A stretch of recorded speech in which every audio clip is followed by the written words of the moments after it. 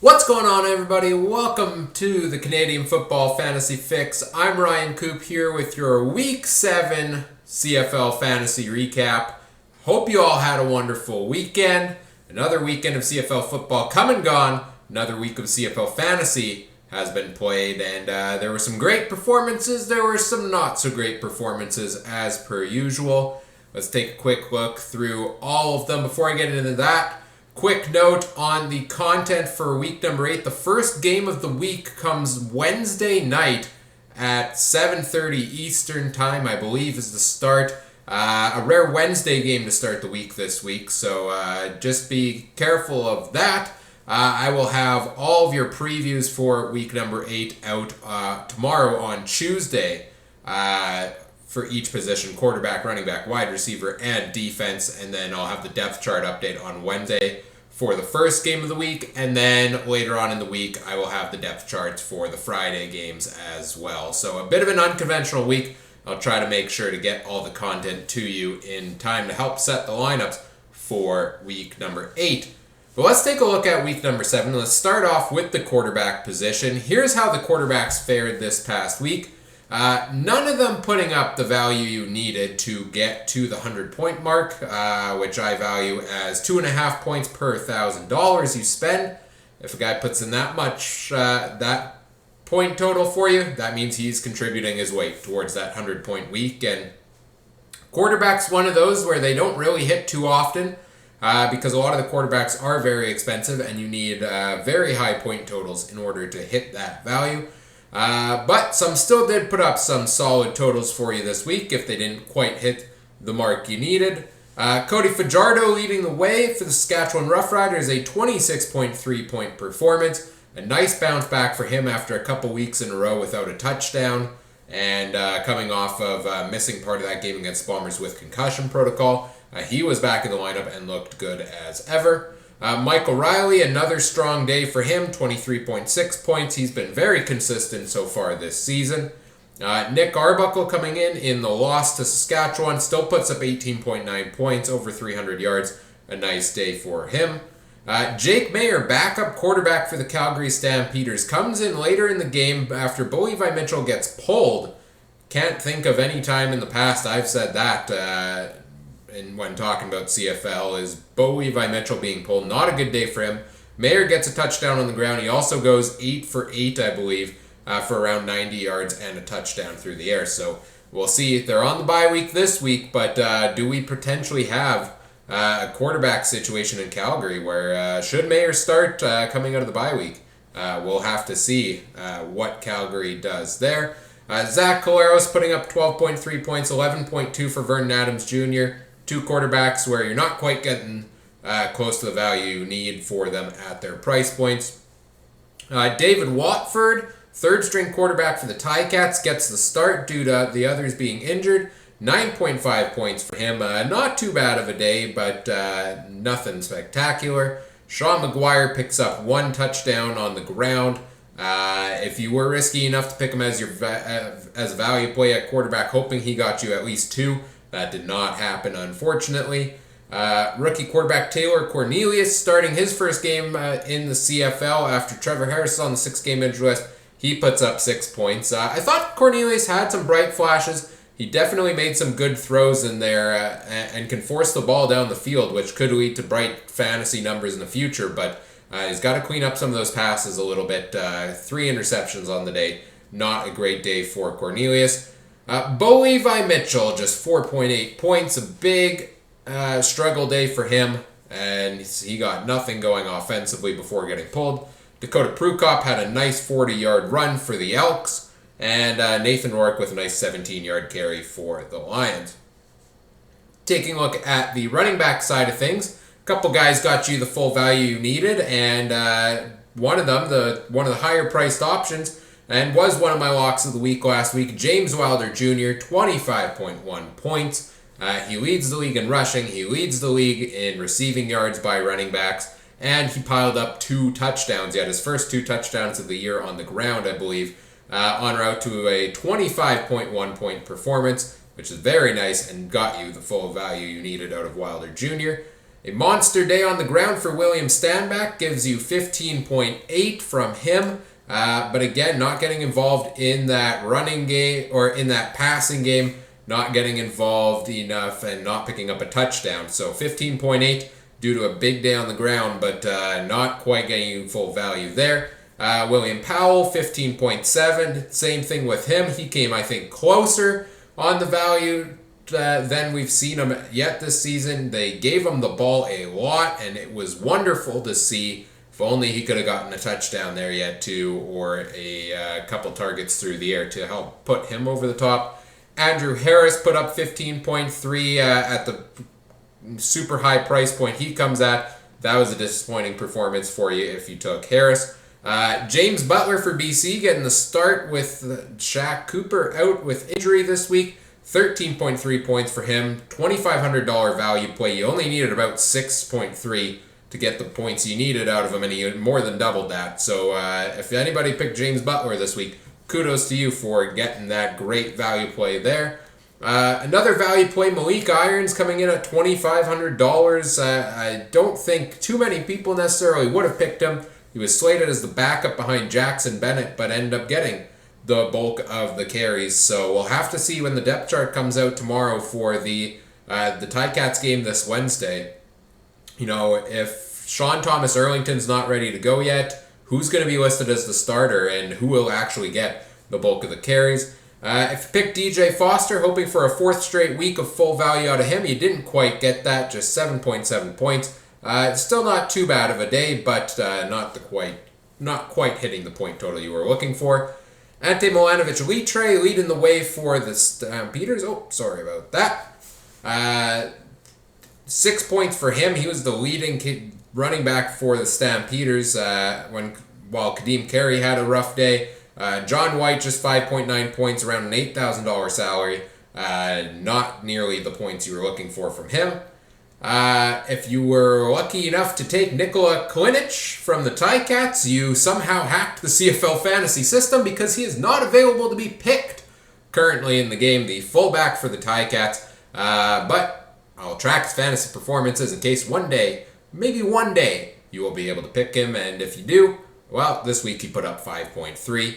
Keenan LaFrance, 3.4. Again, Kadeem Carey, one of the biggest disappointments of the week, 2.6 points only. His salary dropped $2,000 from the week before. I thought he was going to be a good play at around a $6,000 salary, but very disappointing effort from him. Jamal Morrow, 2.4 in the return game. Walter Fletcher got a couple touches and a couple returns, 1.9. Calvin McCarty, 1.7. And if you were like me and you took Jackson Bennett thinking David Watford, young quarterback, starting for the Ticats, maybe he leans on the starting running back a little bit. Big disappointment, just 1.6 points from Jackson Bennett. Alexandre Dupuis putting up 1.2 for the Riders, and Chris Rainey not getting much going in the return game, just 0.9 for him. Taking a look at the wide receivers, here's where you find a lot of guys hitting you the full value you need, and if you got any mix of these guys, you had a happy day. Lucky Whitehead of the BC Lions, one of the top priced receivers, and he's proving why week in and week out. Another week where he puts up the full value at 25.4 points. Big day. Huge touchdown for Lucky Whitehead. One of the biggest home run value plays of the season, $2,500, nearly puts up 25 points. You're looking for 2.5 points per $1,000. Keon Schaefer-Baker puts you up almost 10 points per 1,000. You cannot ask for a better play than that. If you were one of those who put him in your lineup, you were very, very happy with that result there.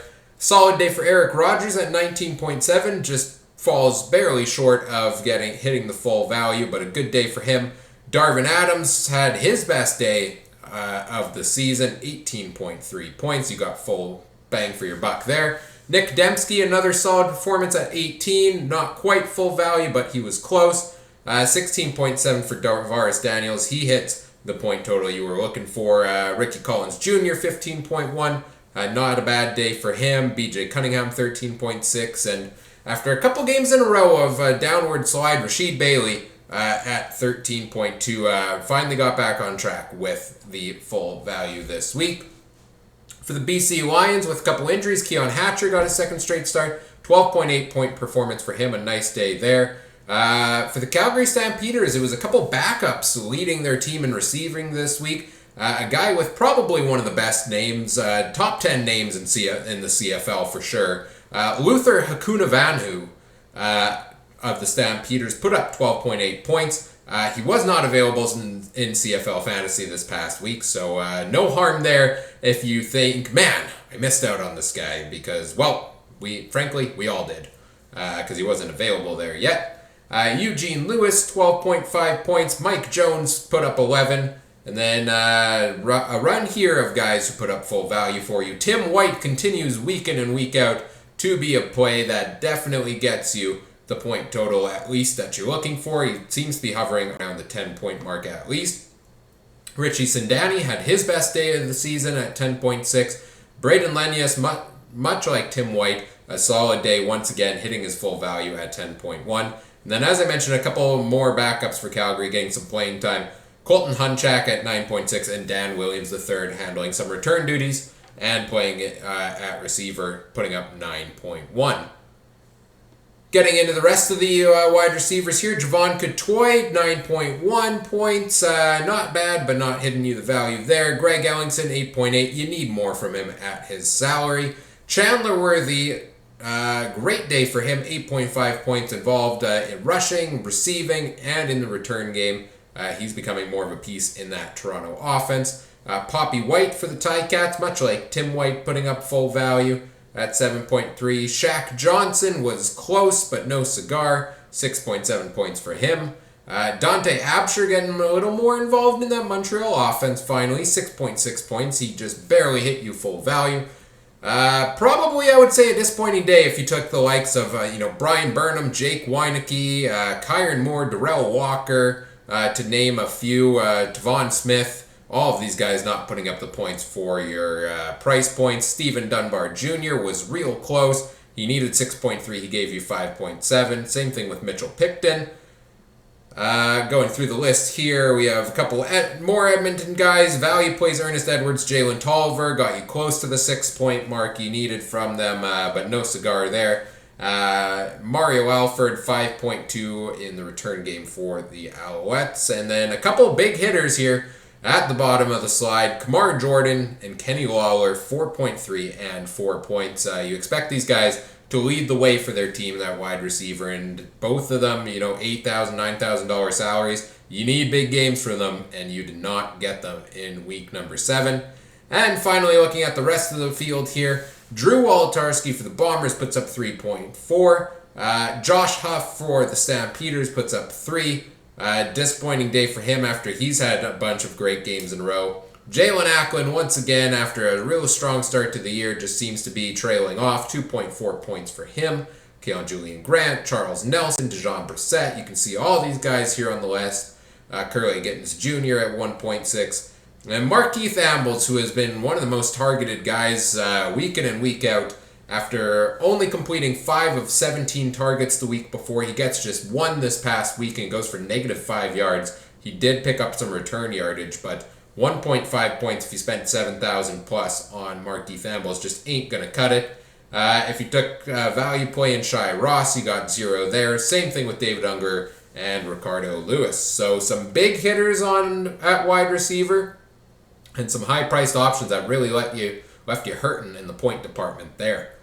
Looking at the defenses, if you picked one of the top few defenses, you really hit a home run. The Bombers defense putting up a phenomenal 23 points that last week. Best fantasy performance out of anybody all season, I believe.